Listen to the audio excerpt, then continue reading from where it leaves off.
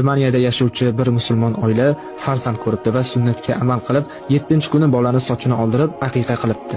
40 kundan keyin vrach qabuliga borishganda, vrach bolani obdon tekshirib bo'lib, ulardan "Bola shunday tug'ilganmi yo sochini o'zlaring qirqib qo'ydilaringmi?" deb so'rabdi. Ular "O'zimiz, nima biror narsa bo'libdimi?" deyishdi. Vrach "Yo'q, hammasi yaxshi.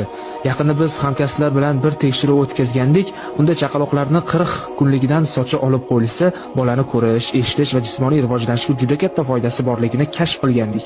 Agar 7 kunlikda soch olinsa, 2 barobar yaxshi bo'lar ekan. Sizlar buni qayoqdan eshitdinglar?" deb hayratlanib so'rabdi. Bolaning otasi "Bizga payg'ambarimiz Muhammad Mustafa sollallohu alayhi vasallam o'rgatganlar", dedi. Vrach "Axir bu yangilikka endi 50 kun bo'ldi. U odam qayerdan bilgan?" deb so'rabdi.